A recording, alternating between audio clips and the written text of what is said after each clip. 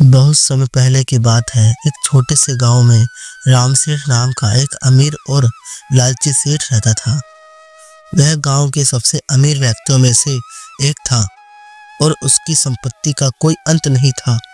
गांव के सभी लोग उसकी अमीरी से प्रभावित थे, लेकिन उसके स्वभाव से कोई खुश नहीं था। राम सेठ स्वार्थी और निर्दयी था। उसका एकमात्र मकसद था और ज्यादा दौलत कमाना, चाहे इसके लिए उसे दूसरों को नुकसान ही क्यों न पहुंचाना पड़े। उसी गांव में एक गरीब किसान भी रहता था, जिसका नाम मोहन था। मोहन बहुत ही मेहनती और ईमानदार था। वह अपने छोटे से खेत में काम करके बमुश्किल अपने परिवार का पेट भरता था। मोहन की जिंदगी कठिनाइयों से भरी थी, लेकिन उसके दिल में संतोष और दूसरे की मदद करने की भावना थी। मोहन और उसका परिवार भले ही गरीब थे, लेकिन वे खुशहाल थे। उनका मानना था कि मेहनत और ईमानदारी से जीवन जीने का ही सच्चा सुख है। एक दिन मोहन अपने खेत में काम कर रहा था। अचानक आसमान में बादल छा गए और मूसलाधार बारिश शुरू हो गई। मोहन जल्दी जल्दी अपने घर की ओर भागा, लेकिन रास्ते में एक पुरानी और टूटी हुई छतरी मिली। छतरी बहुत ही साधारण दिख रही थी, लेकिन मोहन ने सोचा कि यह बारिश से बचने के काम आ सकती है। उसने छतरी उठाई और उसके नीचे खड़ा हो गया। तभी एक अद्भुत घटना घटी। जैसे ही मोहन ने छतरी खोली, एक तेज रोशनी निकली और एक जादुई आवाज आई।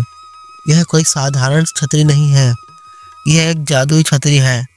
इस छतरी के नीचे जो भी इच्छा की जाएगी वह तुरंत पूरी हो जाएगी, लेकिन याद रखना, इसे केवल अच्छे कामों के लिए इस्तेमाल करना ही सही है। मोहन ने पहले तो इस पर विश्वास नहीं किया, लेकिन फिर उसने सोचकर धीरे से कहा, काश मेरे खेत में अच्छी फसल हो जाए। देखते ही देखते उसके खेत में लहलहाती फसलें उग गई। मोहन ने खुशी खुशी घर जाकर यह बात अपनी पत्नी को बताई और दोनों ने मिलकर भगवान का धन्यवाद किया।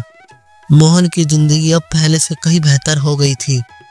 वह छतरी का इस्तेमाल केवल जरूरत के समय और अच्छे कामों के लिए करता था। वह अपनी संपत्ति का उपयोग गांव के अन्य गरीब लोगों की मदद करने में करता था। गांव में उसकी ईमानदारी और परोपकार की चर्चा होने लगी। इस बीच राम सेठ को भी इस जादुई छतरी की खबर मिली। जब उसने सुना कि मोहन के पास ऐसी छतरी है तो सारी इच्छाएं पूरी करती है, तो उसकी लालच बढ़ गई। राम सेठ ने सोचा, अगर यह छतरी मेरे पास हो तो मैं सबसे अमीर व्यक्ति बन जाऊंगा और पूरे राज्य में मेरी चर्चा होगी। मुझे यह छतरी किसी भी हालत में चाहिए। राम सेठ ने मोहन के पास जाकर कहा, मोहन, तुम तो अब अमीर हो गए हो, तुम्हें इस छतरी की कोई जरूरत नहीं है। इसे मुझे दे दो, मैं तुम्हें इसके बदले ढेर सारा सोना दूंगा। लेकिन मोहन ने विनम्रता से कहा, सेठ जी, यह छतरी मुझे किसी खास मकसद के लिए मिली है। मैं इसका इस्तेमाल केवल जरूरतमंदों की जरूरत के लिए ही करता हूँ। इसे मैं आपको नहीं दे सकता। राम सेठ ने कई बार कोशिश की, लेकिन मोहन ने हर बार उसकी बात ठुकरा दी। राम सेठ ने ठान लिया कि वह किसी भी कीमत पर इस जादुई छतरी को हासिल करेगा। राम सेठ ने एक दिन मोहन को धोखे से अपने घर बुलाया और उसे खाने पर आमंत्रित किया। उसने सोचा कि जब मोहन खाना खा रहा होगा तब वह उसकी छतरी चुरा लेगा। राम सेठ ने मोहन को अपने घर बुलाया और उसके लिए स्वादिष्ट भोजन तैयार किया। मोहन को इस पर संदेह नहीं हुआ और वह राम सेठ के घर गया। जब मोहन खाना खा रहा था, राम सेठ ने मौका देखकर उसकी छतरी चुरा ली और अपने घर के एक गुप्त कक्ष में छिपा दी। उसने सोचा कि अब वह छतरी का मालिक बन गया है और जल्द ही अपनी सारी इच्छाएं पूरी करे। छतरी चुराने के बाद राम सेठ ने सोने की पहली इच्छा मांगी। उसकी इच्छा पूरी हो गई और उसके घर में ढेर सारा सोना आ गया। फिर उसने महल, जमीन और दूसरी दौलत मांगी।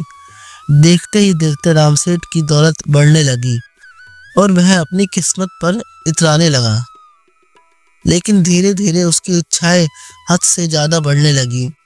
वह चाहता था कि उसके पास इतनी दौलत हो कि कोई उसका मुकाबला ना कर सके। उसकी लालच बढ़ती चली गई और वह लगातार छतरी का इस्तेमाल करता रहा। फिर एक दिन उसने सोचा कि वह अमर हो जाए। उसने छतरी के नीचे खड़े होकर कहा, मुझे अमरता चाहिए।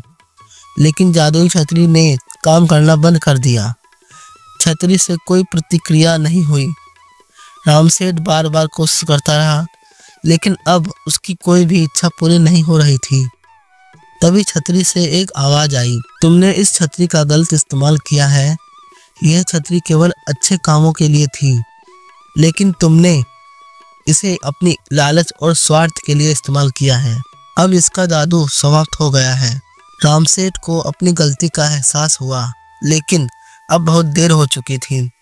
उसकी सारी दौलत धीरे धीरे गायब होने लगी। जो सोना और संपत्ति उसने जादुई छतरी से पाई थी, वह अब सब मिट्टी में बदल गई। रामसेठ एक बार फिर गरीब हो गया, लेकिन अब उसके पास ना तो छतरी थी, ना कोई सम्मान। गांव के लोग उसे तिरस्कार की नज़र से देखने लगे।